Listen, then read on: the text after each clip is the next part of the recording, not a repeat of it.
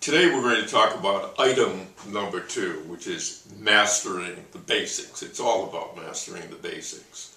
But to learn gross anatomy, there is no doubt that the successful clinicians that I know understand functional anatomy, and there's no better place to learn than in that gross anatomy class. And John, I wish you would build upon that as to how it has allowed you, who works in a medical practice, to be able to take that knowledge and it serves you well.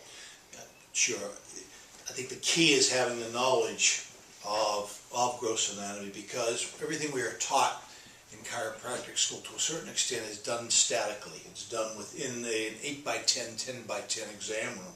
However, when we see patients, when we examine patients, we have to see them in the dynamic motion, and understanding which muscle will contract, which muscle will relax through a muscle contraction is so beneficial into knowing.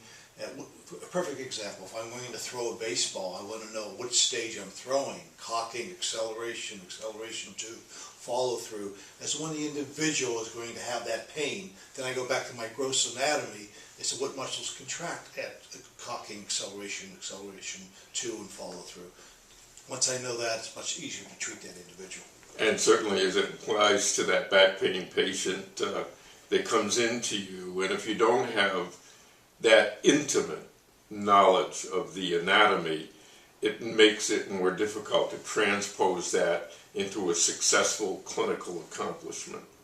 Absolutely. Yeah.